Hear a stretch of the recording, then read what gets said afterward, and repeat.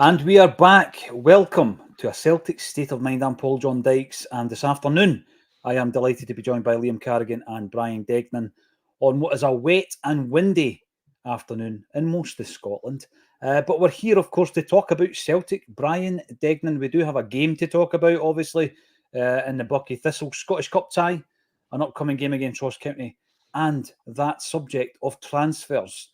Looks like we're leaving it all a bit last minute. Brian, are you concerned? I'm getting more concerned now. I've been pretty chilled this past couple of weeks. I've been sort of going, we'll just give it time. There's a lot of movement, a lot of players to go out. We'll see where we're at. But yeah, it's becoming very typical Celtic transfer window, isn't it?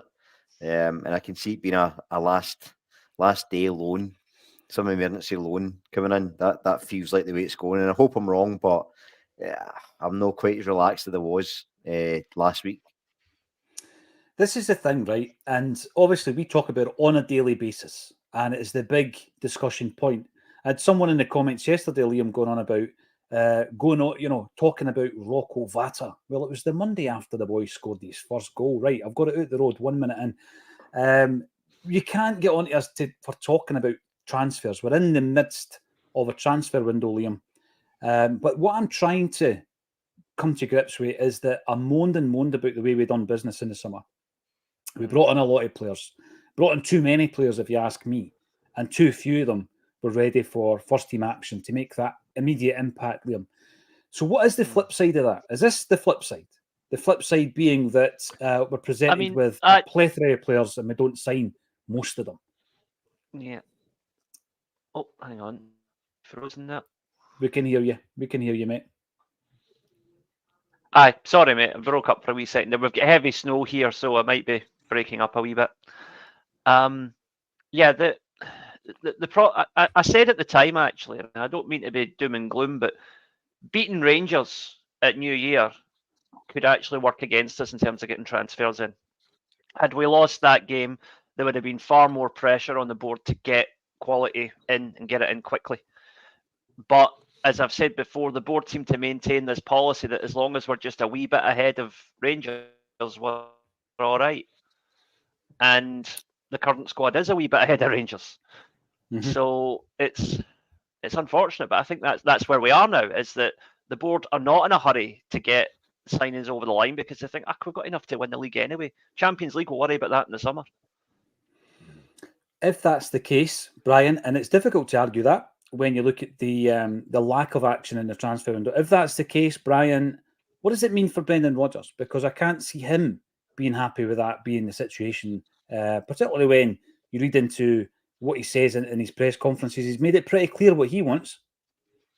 Well, this is the question, is I'd love to see behind the scenes and see how clear he's made it, because it seems to me that there's been a lot of time, from him coming in till now. Surely he's got to have been saying months ago, I need a left back, I need another striker, I need whatever, right?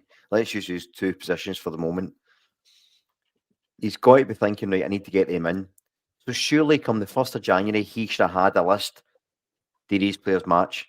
Surely he's got to be on that as well, because can I just be saying, I want quality, and then they'll be interested? So is he scouting? Is he the hold up? Is he got a certain player he wants that he can't get? That's where I'm concerned that I don't really know what's going on. Because if it's the case that he said, I want this player, this player, this player, and there's money there, and the recruitment team aren't getting them those players, or the board aren't giving them the money, then he's every right to be annoyed. And what you're going to get for the rest of the season, if it doesn't go well, is, well, I wanted quality and I've not got it. Yeah. And he'll blame everybody else. So I don't want that either. And if he's the hold up, then you've got to ask questions of, is he too fussy? Does he think there's enough there? There's a lot of questions going to be asked. And ultimately, if Brendan would have kept his mouth shut and stopped going on about, we need quality, we need these players, it's not good enough. Because he's done that quite a few times and he didn't have to, in my opinion. He could have kept that in-house. But he's put himself in this position now of scrutiny, because he's ultimately the one that's going to go out, and he's either going to have to blame the board, take responsibility, or say the players that he's claimed aren't good enough are good enough. So it's going to be a very unusual position for him to be in come the start of February. This is the thing, because more so now than ever, Brian, every single word you say as a football player or manager is scrutinised. It's scrutinised now 24/7. Back in the day, it would take. Sometimes you were lucky enough to get the story in an evening print, but it would take normally until the next day before that story dropped on people's doorsteps or on their doormats. Now everything is by the second in your pocket on your device. So everything you say is out there, and it's out there to be scrutinised, like you said, right? And by the way, I'm not being doom and gloom. I'm not being doom and gloom because there's an aspect in me that I feel would be hypocritical, Brian, if I was to say, what's happened? Because he stated in his last press conference, we could have had players in the door on day one of this transfer window. So what he's saying there is, I don't want them because they're not good enough. They're not the quality. But even if you just cast your eyes over who we've brought in this season, officially, we turned Tomoki Iwata's loan deal into a permanent transfer. That was going to happen anyway, and obviously it's a legacy signing, right? But if you include Iwata, we have brought in 11 new players. Iwata, Home, Tilio, Yang, Kwon, Nawrocki, Lagerbielke, Palma, Phillips and Bernardo, albeit on loan. Bonatig, I guess you could say, is a B-team player. And Nicholas Kuhn. So 10 players. Virtually an entire starting 11, Brian. And that's to a treble-winning side. A treble-winning side that we know lost a few players at the end of the season. But if you're bringing in 10 players, we've not yet seen Kuhn, we've not really seen Kwon in the hoops anyway, and we've not seen Tilio.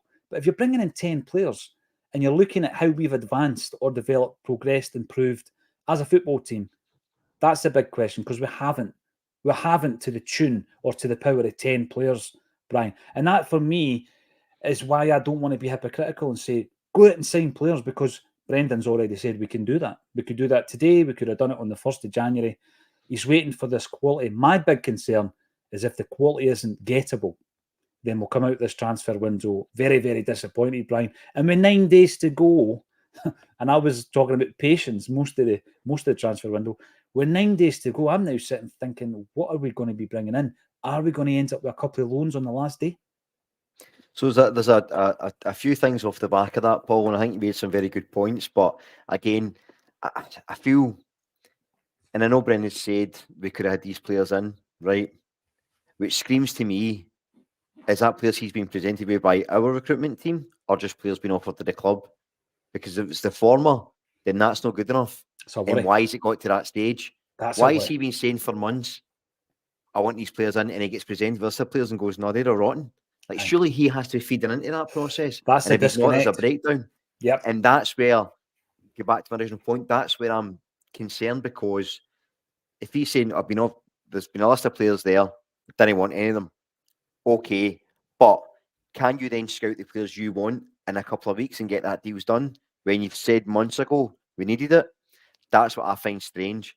If it's the latter, and I give them the benefit of the doubt, and they've just got agents calling them and offering them players, fair enough. Fair enough, wait. And I say, to your point, we do have 9 days before we can really either be very happy or very sad about this transfer window. So, it's not finished yet, but there's so many unanswered questions around it. And I think what's going to happen is if it doesn't work out well, who's to blame? And that's going to dominate the conversation.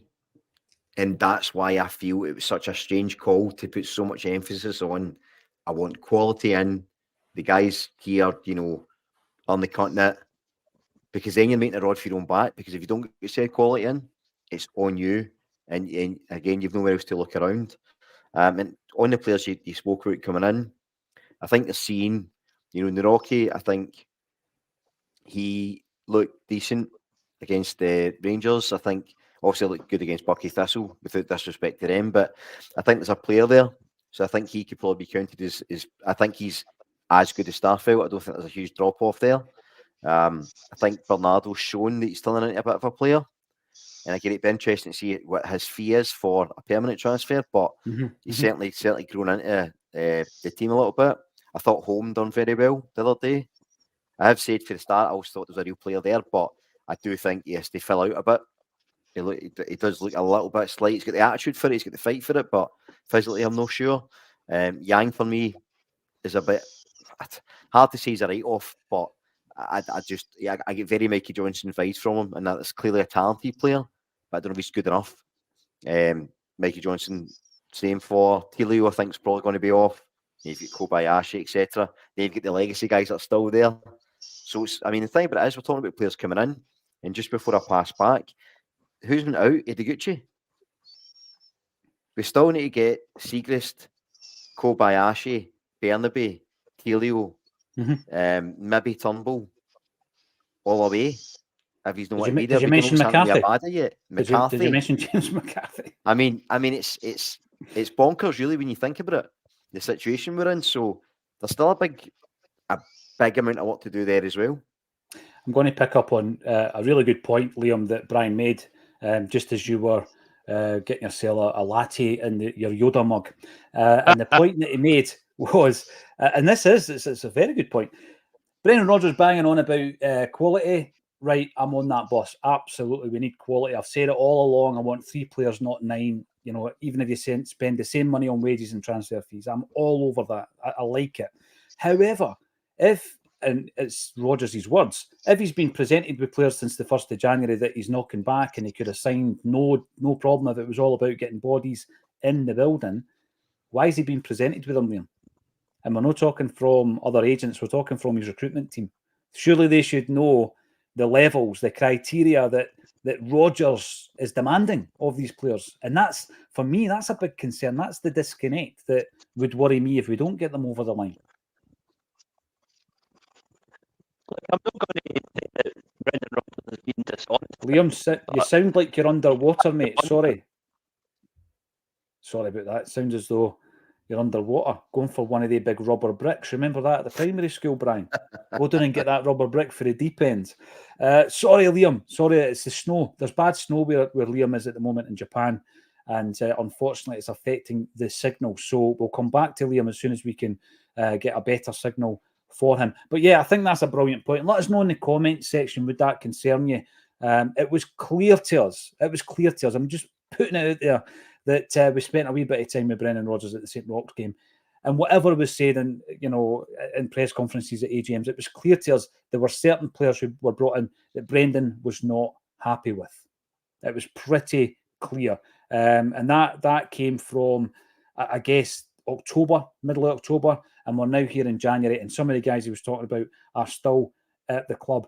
I was talking yesterday, and I want to talk a wee bit about Abada, because obviously he has been the subject of a lot of conversations this season, Brian. And it's a shame because at the beginning of the campaign, I was talking about the 3 guys that I wanted to see working under Brendan Rodgers. Rodgers being that guy. And it's not just young players that he can do this with. You know, he can develop them. He can really nurture them. And I put out a video yesterday, Bruni, scoring that goal against Rangers, the one with the celebration. And my question was, after all those games and all those goals and honours, which manager did he play his best football under? And unanimously, the answer was Brendan Rodgers. So he can do it with guys that he inherits at the age of 30, 20. It doesn't matter. Age is just a figure to Brendan. But one of the guys I was really, really interested to see him developing and working with was Liel Abada. And we'd seen for 2 seasons under Ange that what he could do, and I always just felt that he was kind of bubbling under the surface of what he could achieve, Brian. So he's back in the side, and he gets an assist. And again, I'm looking at that performance thinking it's great to see him back in the hoops. There's an understanding between him and Kyogo that I think Kyogo will benefit from. Yet, when I put it out there, there's still mixed kind of views on Abada, whether or not he is the answer. When everybody in the squad is fit, Brian, Liel Abada plays right wing for me. What's your take on it? So I was similar to you, actually. I thought Abada would be a huge season for him. I think the thing I always come back to with Abada is I think it really depends who plays on the left. I think you've got, when you Jota on the left, Abada was really, really good. I think he really performed well. I'd love to see the stats, Al Morrison, if you're watching. But it always felt to me like when the traditional winger was pulling players out, making space, plus Kyogo making moves, Abada was just getting into that back post and scoring. It was pace, it precision, and I was really looking forward to a good season. I don't think it worked that well at the start with him and Maeda, because I think they're quite similar in terms of, well, also Maeda's different work rate off the ball, but in terms of being on the ball, they're both more like second strikers than traditional wingers. So I was really interested with Palmer. I thought him being there with Abada would be good. Kuhn coming in, adding a bit of extra quality. But ultimately, as we go back to Abada, all the potential in the world. If he's not happy, he's going to have to go. And if he is happy, it's going to be interesting to see over the coming period, because while your point about Brendan Rodgers with existing players is really pertinent, because I actually think he's better when he's no signing players at times, because sometimes he's like you can see he's like a very good coach and he can bring people together and get the best out of them. Sometimes when he signs players, whether it's his fault, whether it's recruitment team, whatever, his record that isn't fantastic. So we look at guys like Scales. I think Scales is done great under him. Clearly, he's thrived under him. I think Taylor's getting back. Taylor's doing it well. I still think it's a weak area, but certainly I think he's got better again. You've certainly got Matt O'Reilly. Matt O'Reilly's been absolutely excellent. Called it at the start of the season, said he'd be player of the year. I think he's doing really, really well. And you can see some of the other players like Kyogo sort of getting used to this different way of playing a little bit. Stephen Welsh, when he's come in, I think he's been excellent anytime he's played. I was chatting about him the other day, actually, at the Bucky Thistle game, and people were saying, he's not the answer. And I said, well, tell me a game where he's played bad. Tell me a game where he's let the side down, and you went, he's rotten, he's a joke. I generally was asking because I couldn't recall. So I think there's players there that he's worked well when he's done well.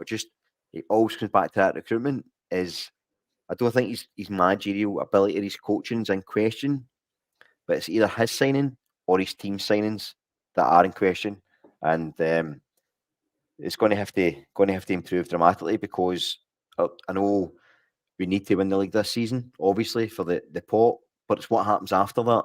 Yeah. I've seen people say, I don't mind taking a short-term sign just so we can win the league, and I get that, it makes sense, but what then? Are we back in the summer signing project players and we're no sure, and we're still looking for a left back, we're still no sure about a keeper? These are questions, and I think that we need to be incrementally improving. And if we keep stagnating every transfer window just for short-term fixes, it's not going to be ideal. It's not. And to get into that situation, Brian, hasn't happened overnight. It's been over a period, and I keep banging on about this as well. It's been over a period of at least 3 transfer windows, whereby we're now in a situation where we're brought in, I'm not going to include the young guy, but we're brought in 10 players this season over the 2 transfer windows. I guess that means we're brought in an average of 5 in January, even though one of them's came in. Right, so we'll put 10 players, and not one of them's a goalie, not one of them's a left back, and not one of them's a centre forward. So this for me is an issue. Listen, somebody at the club might say, at the head of recruitment or the manager might say, we don't need a left back, a goalie, and a striker.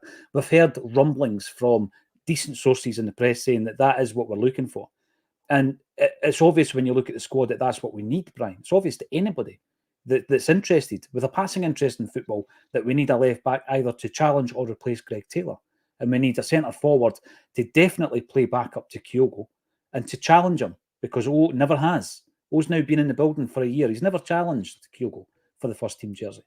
And no one has challenged Joe Hart for the goalie gloves, right? And, I pitched the other week there that maybe Joe Hart's having a decent season, and Alan Tope was telling me that incrementally he's actually getting worse season on season. I think what's probably happened, Brian, is there's been less of the moments that he had quite regularly under Ange where he's lost the ball in a dangerous area. There's been less of those moments, absolutely. But perhaps we should be expecting more. I remember talking about Abada. I think when everybody's fit, because I've not seen Nicholas Kuhn in a Celtic jersey, just because he's signed, I'm not throwing him in the starting 11, in terms of who I would play. Based on performance, when all fit, I'm playing Palma left wing and I'm playing Abada right wing. And I know that Palma, there's elements of his game he needs to improve, but I just think over the piece, he definitely deserves that jersey at the moment. A lot of the fans, a lot of the commenters on Acsom are becoming really frustrated with him. They reckon he's one-dimensional and all these kind of things. But despite all that, when you look at the goals and the assists, he definitely has contributed enough to get the jersey, in my view. And when I was talking yesterday about Abada, I got a comment on one of the socials going on about how we should get rid of him, we should sell him, and all this kind of stuff. And the data might tell you otherwise and all that, but data can get right into the speed that you run and the amount of balls you play with your left foot, Brian.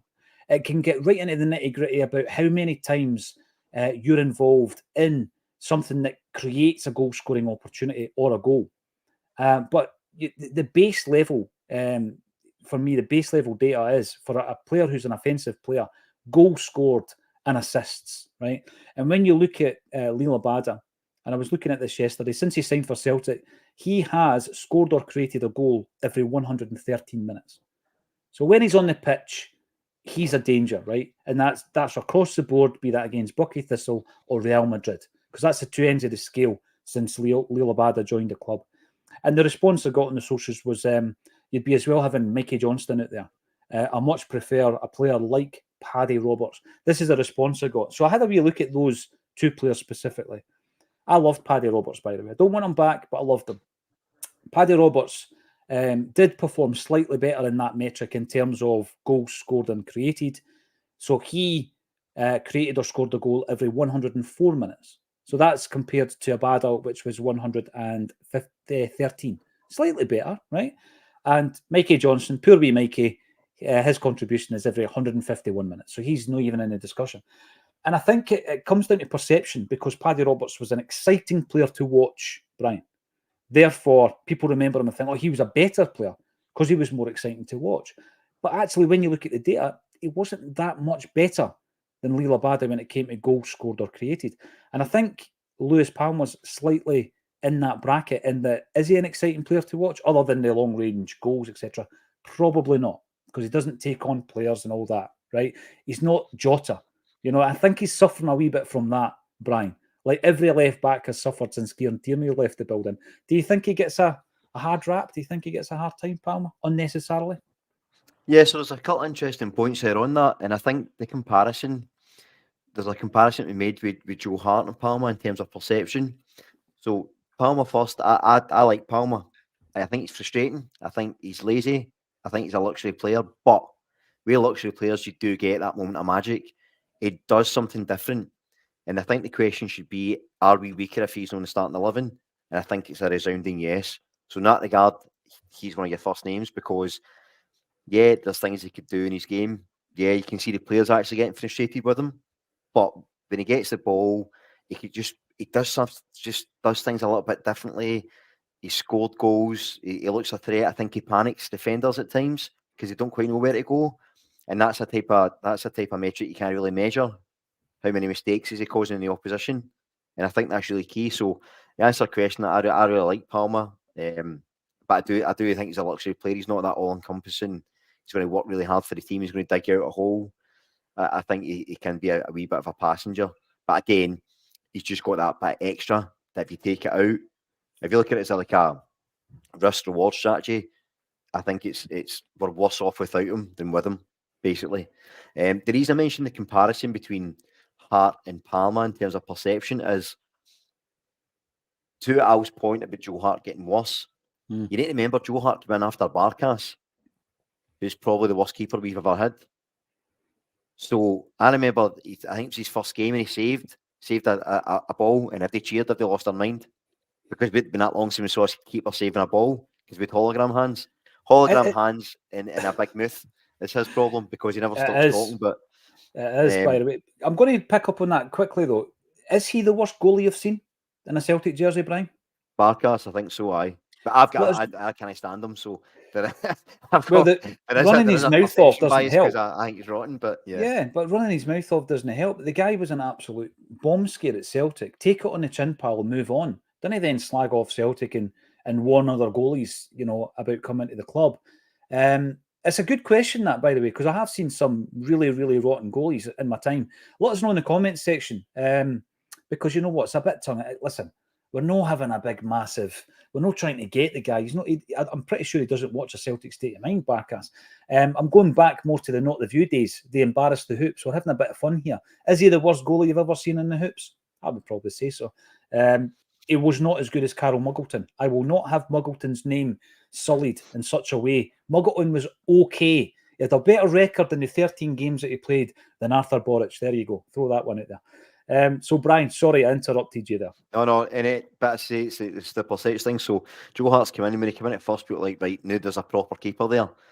And he's kind of went downhill. But I don't think he was ever brilliant. I think he was doing well. But I think what he done at the start was he inspired that confidence.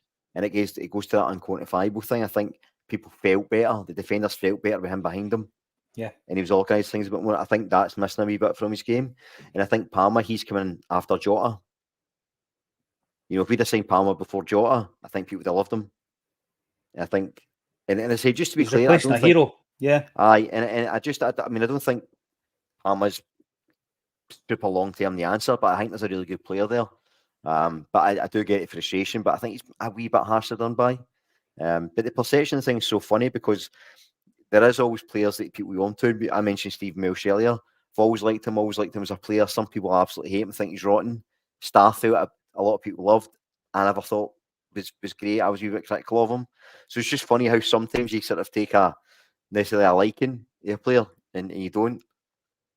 But the thing with that, though, Brian, again, is just off the cuff on the socials, a goal popped up and I shared it, and it was Mikael Lustig scoring in one of the routes at Ibrox against Rangers, where he pulls his jersey up over his top. It looks like the Turin Shroud. But he is what I would consider as a cult player. But again, on social media, the minute you say that, you've got loads of people disagreeing, which is great as long as it's done with respect. That people disagree. How can you call him a cult player? And it comes down to perception. What is a cult player? And I've always said, right, that it's a player who doesn't have necessarily the natural ability, right, of some of your star players, but he works so hard that he builds a relationship, I think, with the fans because they're looking at the fact that he's got the work rate and the cliche, you'd run through a brick wall for you. So you take to him. Not always the most gifted of players. And I would present Anton Rogan into that category. Right. The other type of player is the one who is unbelievably talented, right?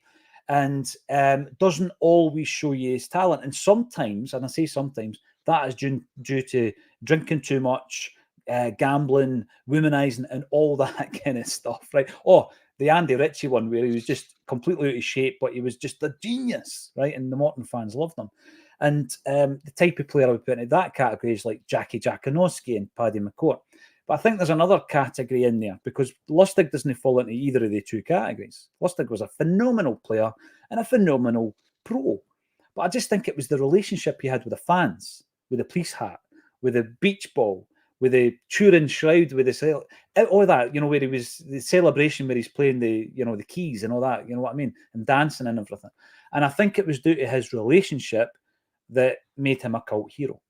So that was perception, Brian. Going back to your point about perception, why do we like that particular player when the data might tell us that someone we don't really like is a better right back? It's just one of the things, and that's what the beauty of having a show like Acsom is all about, in a community of people who can come in and comment and disagree with us and tell us why you're disagreeing with us. But yeah, I think like Palmer. it's like I am just going your heroes. Like everybody that watches this will know that I was a massive, I think Gordon Strachan's one of the most underrated Celtic managers ever. I loved his team, but I always thought Gary Caldwell was a good player. I really get rinsed, but I was a big fan of him and McManus. I know they could have faults, but I was chatting to someone the other week and I thought, do you know what? See, we put Gary Caldwell 10 years later, ball playing centre back. And the reason I get brung up was because we were talking about favourite goals. Mm-hmm. And one of my favourite ever goals for Celtic is the Nakamura one at Ibrox. Or was it Ibrox Parkhead? It was against them anyway, but it's Gary Caldwell plays an absolute wonder ball. And he was playing it right back. He was rotting it right back, but he played it right back that day and pinged it in. Nakamura took the touch, fizzed it in. And then I started into a bit of a rabbit hole. And then I remember as well, he had the shot from outside the box that Scott McDonald to get the ricochet off when we beat AC Milan as well. When we got to the last 16, and it's just like there's these guys that sort of I always liked them, and I don't know if it was because they was putting the boot in. Like I always thought Paul Hartley and Barry Robson were an excellent midfield duo for us. Yeah, and there's it's a cult like it's one of the element ones to where, that, isn't there? Yeah, 100%. Like Barry Robson was mental. Like I remember that celebration, scored the penalty against Rangers. And he just lost his mind and he was running in. And after that, always kind of liked him. I think he was the only player ever to score his first touch for Celtic. Maybe I'm wrong there, but that's right. It was a free kick. Free kick against Aberdeen. And then he scores against Barcelona. That's right, aye. Scored against and he smashed scored against Christian Barcelona Daly. for the United once as well. So I he did. didn't know that. No, but and again, he played a friendly or something. Oh, well, I remember the game. I remember the game because a pal of mine was working up at St Andrews Uni, and that's where the Barcelona team were training. And they managed to get a picture with Ronaldinho and all that. At the time, Messi played in that game as well, by the way. But you've mentioned Caldwell, and I've got my theories about that time, that period as well. And under Tony Mowbray, there's a few things that went horribly wrong. And I mean, I spoke to Peter Grant. This is what happens with these events, Brian. You get on that stage and you start going through the questions, right? And so I've got a pile of questions for the first half of a live event. And in the second half, it's over to the crowd and they'll ask the questions to the audience. And in that halftime, 20 minutes or whatever it takes, you're sitting backstage getting loads of superb information from the guest that we didn't cover in the first half. And some of it you can bring into the second period if there's a lull with the questions coming in. But he spoke obviously about the time he spent at Celtic with Tony Mowbray as part of his coaching team. And it made more of a kind of sense to why it didn't work with Mowbray in charge. There's certain managers that you can say, right, it didn't work because you were a bad manager.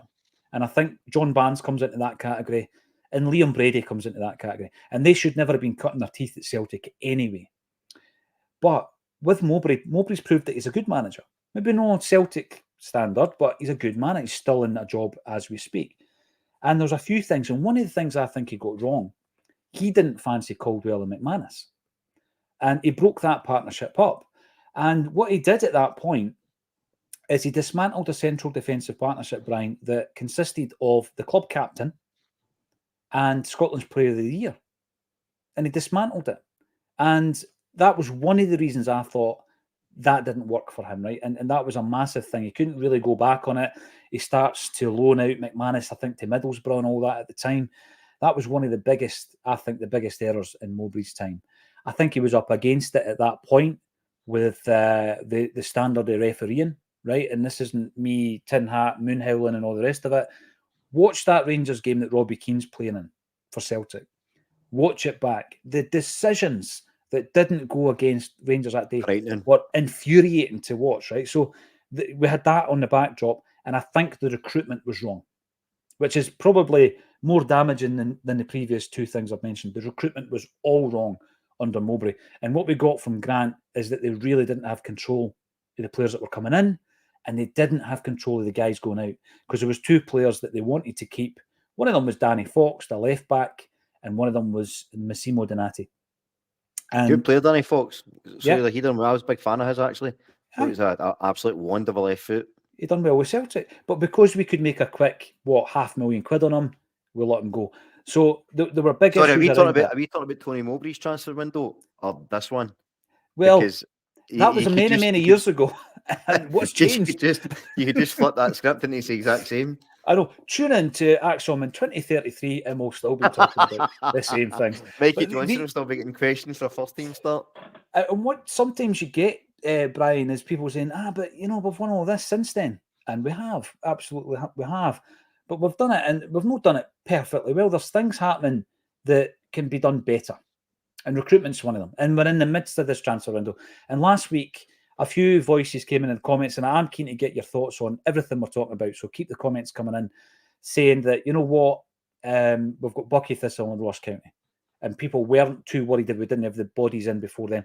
But I think what happens then is you really are putting yourself in, you're backing yourself into a corner, because whoever the selling club is then in control, Brian. Because you're thinking, all right, you want this left back, how much do you want them? Do you want them to the tune of an extra X, Y, and Z, which is normally too much? Or, you can go into the second half of the season without a left back, or with a loan. And as you were saying before, that reeks of short-termism if we do that in a January transfer window. If you do it with Jota, CCV, Iwata, Maeda, that type of play, Bernardo, it's more of a medium to long-term vision. If you're doing it now, it looks like a panic buy, doesn't it? Yeah, and then the other thing to remember as well as the selling clubs having the sort of or the bargaining chips, you've also got more clubs going in for players as more clubs get desperate to get to that window. So your level of competition as well as the prices all start to inflate. So apart from the fact as fans it's not a great strategy, I think as a club it's not a great strategy. I think you always want players in early to get them up to speed. business-wise, it doesn't make a lot of sense, and that's where it gets really frustrating, because you always struggle to see the logic, and that's why I'd love to know what the answers are. I say Brendan Rodgers, I think he gets away with the prize. That's why, I'd said before, people were talking about the board and blah blah blah, and I get all that, and I get the lack of. I've been saying it for, I think, since I joined Acsom. The lack of strategy is incredibly frustrating. It's insane. However, Rodgers has to take the as much of the responsibility as anybody else, because ultimately, if he isn't strong enough to demand better signings, then he's not strong enough to be manager of the club. And if he is going to constantly make excuses, then it has to go at some point. Well, hold on, you're the spokesman, right? You're telling us this information. You're telling us you need quality. You're telling us this. You're the highest paid manager we've ever had. You're this elite manager. You keep telling us. Where have we seen it? At some point, it's not anybody else's fault. So I do think he gets a wee bit away with the prize at times.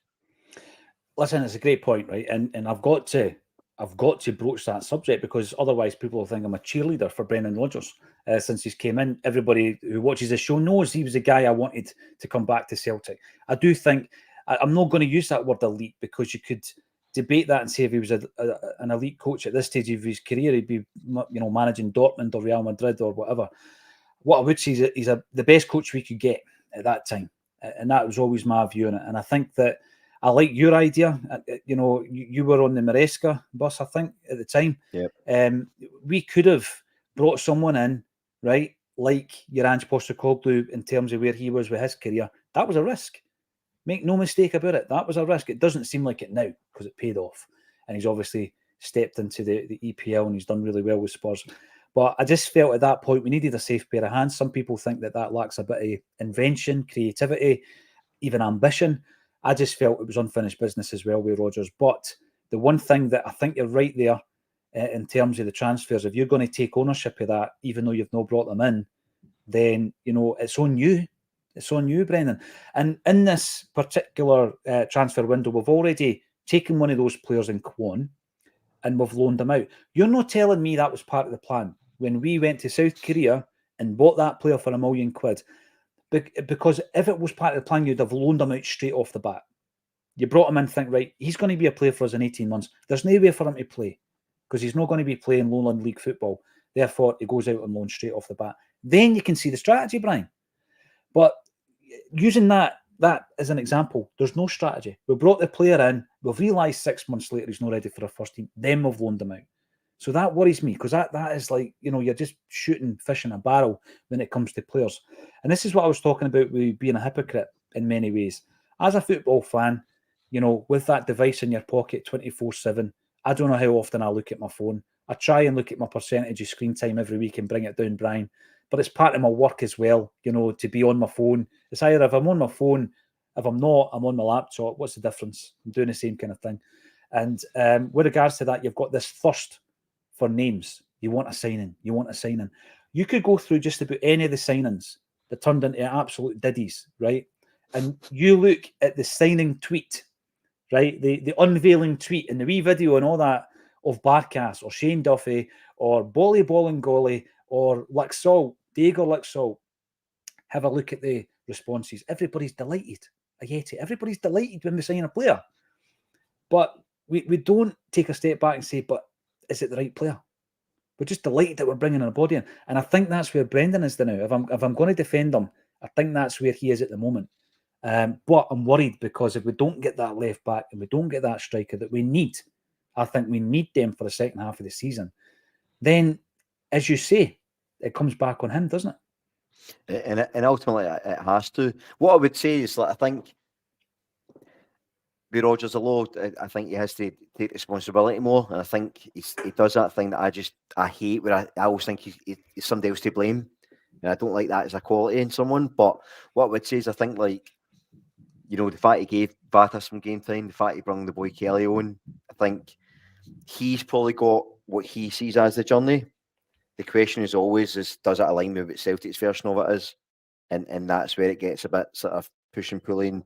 We saw that in his last season, where he'd obviously fell out with Peter Lawwell and they weren't talking, and he wasn't talking to the recruitment guys, and he just went right off the radar. We've still done well because he's still good. He's still a brilliant coach. I don't think there's any doubt about that. You can talk about elite manager, whatever, but I think he's a coach. You know, he's clearly very, very good, and he's tactically very clever. And I actually think the best version of him is when we're kind of backs against the wall. Like the final game, we were getting runs because our record in Europe this season, and although it was they didn't have loads to play for, still a really good victory. We got that duck off our back. We did draw with Atletico. We thought we were going to get absolutely smashed. Obviously beat Rangers twice when both times, maybe people don't admit it, but both times everybody was saying, oh, this could be rough. This could be rough today. And he done it twice. So he's got that when he back to get the best out of players. So his coaching and management is good. It's the other side of Brendan that drives me nuts. And it's the blame culture and the relationship with the recruitment, how we do things. And one of the things as well is you mentioned at the start about when people say things and it's out there.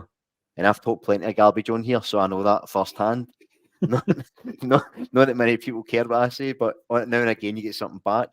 But Rodgers, when he came in, said one of the reasons that made him incredibly attracted to come back was the fact of how good the recruitment process had been and how much it changed his first season. Now he said that publicly. He praised him to high heavens. He can't then blame the recruitment. And I picked up on this a while back. It was one of the press conferences, and I think somebody asked him, "Oh, how do you feel about recruitment? Are you happy with the players?" And he went, "No." But who is? And it's like, Brendan, Naughty. And people said I was overreacting, but I think you're starting to see now the more things come out. And look, we saw the thing about social media where he had to dig about the offside, the penalty. It's not a penalty, it's offside, as we know. And his comedy timing was brilliant, to be fair. I will give him that. But it was a wee smirk. The wee smirk on his face. He knows, and I did love the crack with the every time I've had 5 Rangers managers, and each time I'm told the Rangers are coming. Again, good crack. But he knows he's a very, very clever man, and he knows what he says, and he doesn't say anything by accident.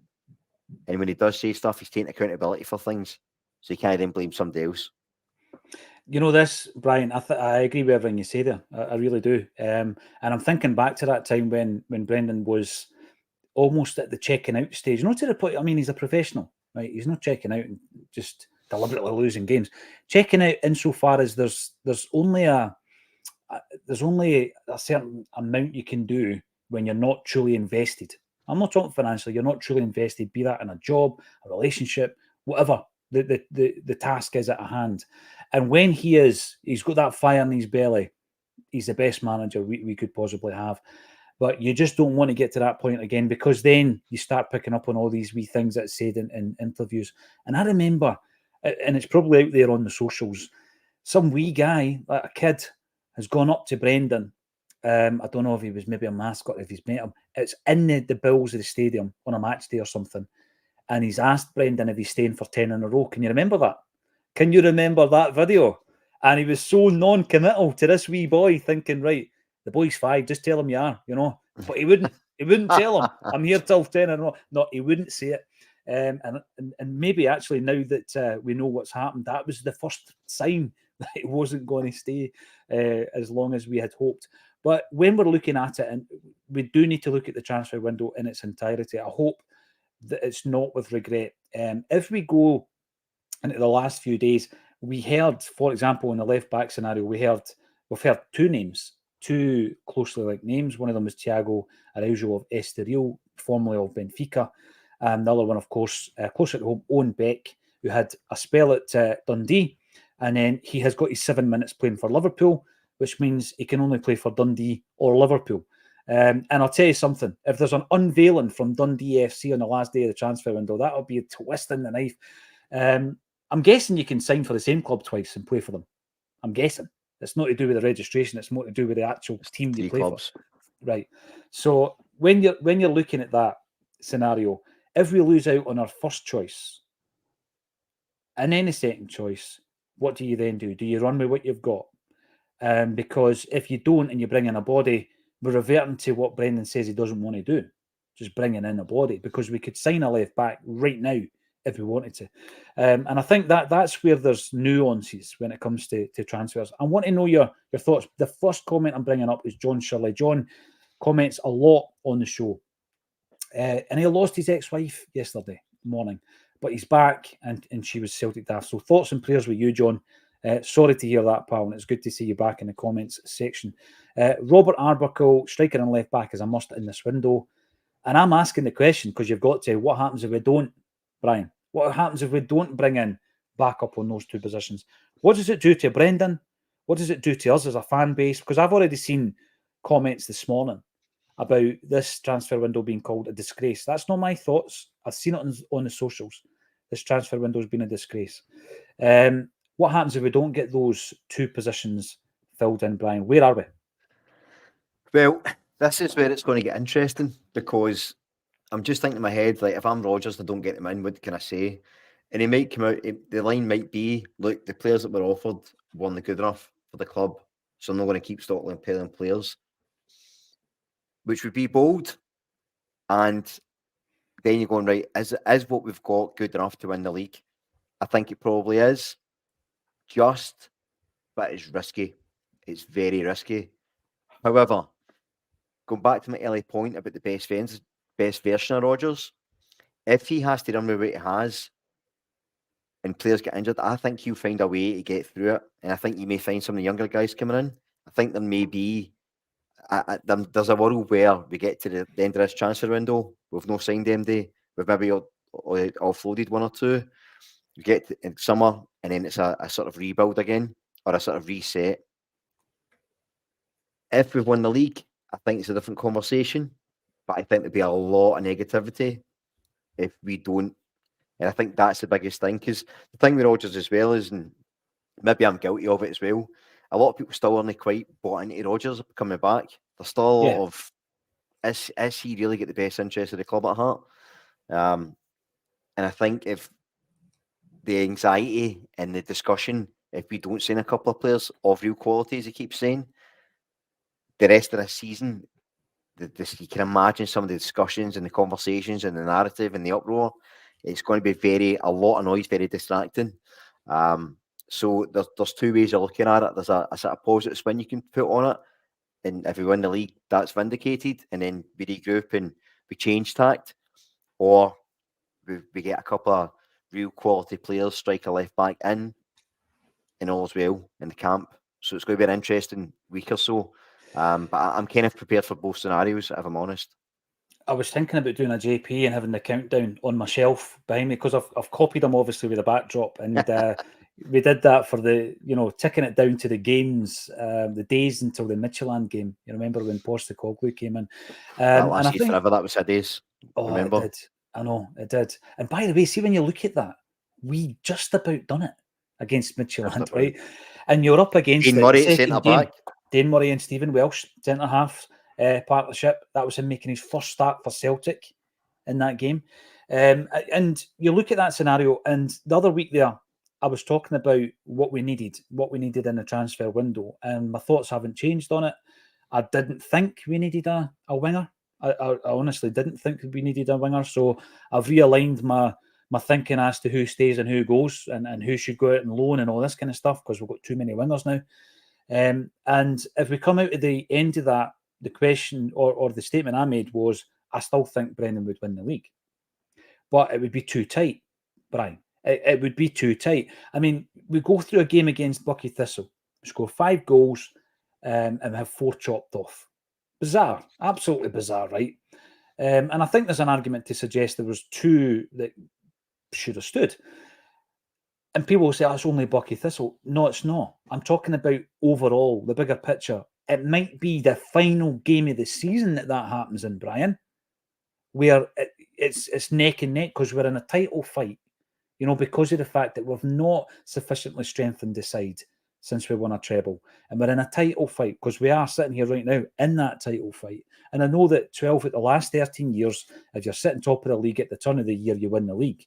That's great. But that one time that it didn't happen could be, a scenario again. And by the way, we were second. It was in Andy's first season, and we went on to win the league.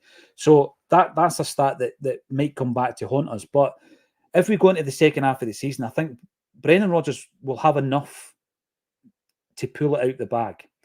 However, at the end of that season, how happy is he, Brian? And again, I just think, what's the point in squeezing it out and really risking it? What is the point in doing that? And maybe upsetting a massive section of the fan base, maybe upsetting your manager. What's the point in doing that? Why are we so complacent when it comes to these things? Well, this is where the board do deserve to get belted, because you said best, this is a title fight now, whereas it should have been an exhibition. Do you know what I mean? It should have been your champion versus your local fighter, just for the show, just for the spar. Whereas now it's a title fight and there's no much in it, and that for me is completely unacceptable. For us to, and it's not the first time it's happened. How many times have we been so far ahead and then sort of sat in our hands, and then suddenly the Rangers are back? And I know they've not been properly back yet, but to your point, it just takes a series of bad injuries when it's that close. Yeah. A couple of shady decisions, which we've had forever. It's too close and it shouldn't be. And that's the point. And just getting to the end of the season, and this is why I said, and I think you mentioned it as well, yes, we've had loads of success domestically, and you can never take that for granted. But we've no improved. I purposely mentioned Gordon Strachan in the last 16, because look how far we've fallen from then in Europe. We've not progressed to the level we should have. I've said that a bunch of times. We've got a boardroom full of millionaires who should have been billionaires, but they're either not clever enough or not brave enough to take the chances and try and improve the fortune. And that's where you think it's going to be difficult. Again, I'm a kind of an optimist by nature, and I think we get to the end of the season, I think there'll be discussions had and reassess what it means for Rodgers. Honestly, if he was to go at the end of the season and make somebody else in, we're still going to support Celtic. It's still going to exist. In 100 years, it's going to exist without him. I don't think it's the be all and end all. What I would be concerned about is any changes. There has to be a strategy in place moving forward.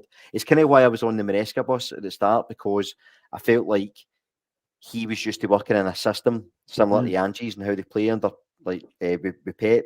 I think he'd be able to come in, coach the players that's there, and just fit in at Celtic's sort of makeshift director of football model. Whether it's been a super successful or not, I don't know. But I think it might have made more sense than sort of ripping up the rule book, starting again. So interesting to see. And look, I hope that we win the league, win the cup, and we send a couple of good players, and when the great players come this summer, and I'll be Brendan's best pal. But it's important to call out things as you see them. And we've done it loads of times, Paul. We've criticised other clubs in Scotland for complaining about the financial disparity, but then we're saying, well, you're not using your finances right, you're not doing it right, and you're blaming everybody else. We need to call it out when we do it as well. And we need to call it out when there's been that lack of clarity. And it's not been pessimistic, it's been realistic and been analytical. And that's what we're here for. No, you're right. And the big thing is, if you call it out now, the only thing that can happen really is people might say we're being negative. I don't mind that, right? I've been called a lot worse. I've been called negative loads on Acsom, right? I've been called worse today. Probably. I'll get called worse once I come off this. But what happens also, Brian, is if you don't, then you're too far down the line before you realise that it's an issue. And the damage is done, and you don't win this, you don't win it. I'm going to give you an example, right? We don't sign a left back, we don't sign a striker. We go into that final game against Rangers and it's neck and neck.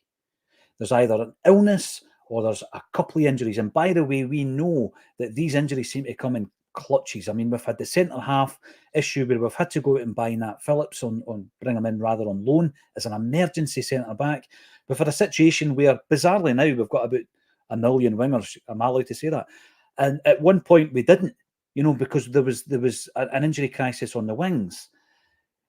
If we go into that final game and Greg Taylor and Kyogo are injured, this is the very real reality. And I'm not having anybody saying that we should be playing Liam Scales at left back. He's not a left back. That's why we didn't rate him before. He's a centre half who plays on the left-hand side. What you're doing there is you're playing Bernardo at left back. You'd probably be better playing Bernardo. You're playing Bernabe at left back, and you're playing O up top. If you don't play Bernabe at left back, you're playing Ralston out of position at left back, or you're playing Scales out of position at left back. This is the situation. Why go into that scenario, Brian, where we were having won the treble in a position of strength? Why even have that as a possibility? But if we come out of this transfer window without a left back and a striker, that's what we could face going into the biggest fixture of the season. Absolutely, and it's very clear, and I saw Kev Graham popping up in the chat earlier on. Me and him spoke about it one time before, and it was when Ange was first coming in. And I think we said, look, we need to improve, we need to have a strategy, and we need to improve in Europe, and then domestically it takes care of itself. We get a system in place, and you can build and build and build and build and build. 2 years later, back to the start, we're having the same conversation, right? We need to try and do this. So it's right to call out what we see as sort of, sleeping behind the wheel and no committing fully into the potential and not having that idea of strategy and new thinking. And we need to call it out. And people might say it's been negative, and that's all right, because when we talk about things positively, people say we've been too positive. So cheerleaders, yeah. Ultimately, you can. It's like Schrodinger's opinion. You're both right and completely wrong at the same time. So I think that it's good to call out. It's not a doomsday scenario, because I still think we've got the best squad in the league. We've got the best manager in the league. By rights, we should win the league, but we should never have put ourselves in a position where we have to question it. We should have been sitting here with the cigars out, not having enough to talk about, because everything's right in the world. And everything's right with Celtic, and everything's going well, and we're not. And they have to be responsible and accountable for that. Again, it's the 23rd of January. We'll see what happens on the 1st of February, and we'll see where we're at. And that'll be a big sort of, that'll either make us two just a pair of moaning minis, or people are saying he's right all along. I'd rather it was the first. I'd rather it was the former, Brian. Listen, Carter Vickers came in the last day of the window. It can happen, and it can work to your advantage. Don't get me wrong. If we're hanging on for the right person, brilliant. Absolutely brilliant. If we're being complacent and putting ourselves in a situation where we could be going to that final Glasgow derby with the scenario where, actually, I'll throw in the goalie. You might have to play Bain. You might have to play Bernabe. You might have to play O. Then I'll not be happy. And I'm pretty sure most people in the comments won't be happy either. Thank you, every single one of you, by the way. 1,000 strong on this Tuesday afternoon. Jungle Lion, I'm going to bring this in because I like to throw these out to the commenters.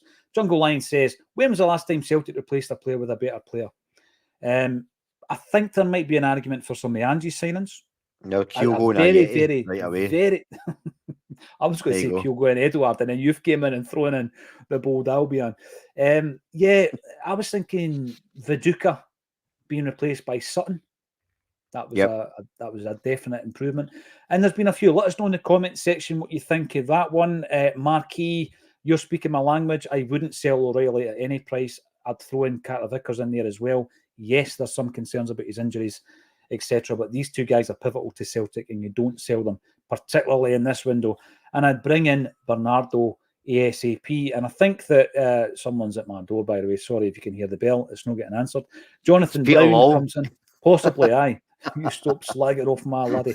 We desperately need a new striker and left back. However, got no confidence the board will deliver. I'll tell you what, though, Jonathan, we've just been talking about the circumstances and the repercussions of not delivering. I think it will be very, very damaging. And we've got David Harvey. I think we'll find Ange was 50% to blame for the 9 players. They were scouted and okayed under his watch. You know, if they were and they were Ange's signings, then you wondered to yourself how he would have utilised them as well, Brian. I think that you were in that period. And we know Tillio was Andy's boy. He spoke about it. He spoke about the fact that Celtic had been watching him, and he was aware of Celtic's interest for 2 years before we bought him. Right, so we get it. But I think that when you're bringing in a new player, it goes back to your strategy, Brian. We're not in a situation where you can just let the thing continue, because you're bringing in a new manager with a different idea. And that strategy is not good enough just to say, it's fine, complete the signings. They're going to be good enough because they're part of this magical strategy. We don't have it. And the quality wasn't there. And even if some of the guys in there have been hard done by Brendan, quite right, Brendan's a gaffer. If he doesn't fancy Lagerbielke, he doesn't think he's fast enough, then he shouldn't be playing. And that's where there's an issue. The strategy's not right. The quality of players isn't coming in. It's not a conveyor belt. You bring in a new manager every 2 or 3 seasons, Brian, and this is exactly what's going to happen. You're going to present him with a clutch of players, and he doesn't rate them. Right, Ross County, Derek Adams, I'll tell you what, I wish only an excuse was still in its prime, by the way. Wow. Give him one of the guys, Derek Adams, to impersonate. talk about doom and gloom. Brian, if you want to see negativity, go and listen to one of his interviews. That he's outrageous, and he's outrageous. I saw the one about how he was at Morecambe and how League Two is 10 times better than the Scottish League, and then the other day he said he should have done his homework before he came back. And imagine that was your gaffer. I know. It's just outrageous. And what I love is the fact he keeps talking down Scottish football and these players, and he keeps getting battered. And you go, well, maybe at some point, to go along with the theme of the show, you take responsibility. Maybe you know the be all and end all, and that's why you were at Morecambe. And now you're at Ross County as a manager.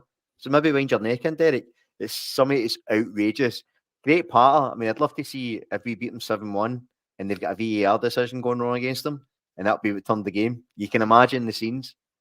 Listen, I think that when you come into Scottish football, there's been a lot of people, we mentioned a few of them, who might think it's a cakewalk. I'll tell you what, it's not the best league in the world, right? But the minute somebody starts criticising it, Brian, then you become very protective of it. You know what I mean? You really do. An unruly child. There's somebody at my door and there's somebody on your phone. That's because we've been slagging off the recruitment strategy, Brian. That'll be Dermot Desmond, people all about your door. We've getting done in. Oh, dear. Right, listen. Obviously, we will be covering every single recruitment rumour, confirmed signing, departure at lobby here on Acsom. Thanks every single one of you for getting involved. I'll tell you something, we dropped a video last night because I didn't fancy the Wandering Paradise. It wasn't so much the wonder, it was getting there with the bad weather and all that kind of stuff. So we've dropped a bonus video on the YouTube. And it's Johan Mialbi backstage talking about Barcelona, that famous night. He talks about Neil Lennon, how they set up the team. He talks about Wanyama, Tony Watt, who had a dig at Derek Adams yesterday, and also Fraser Forster, of course. How could you forget? And the brilliance of Lionel Messi. Go and watch it. About 12-minute video. Really, really enjoyed watching it back. I probably should have been on a Diet Coke after watching it, but I am now. So thanks to everybody who notices that. Go and have a watch. Give us a subscribe. Give us a like, and join us again tomorrow at 12:30. All that's left for me to say, Brian Dennon, thank you for joining me on A Celtic State of Mind, my friend. Cheers, mate.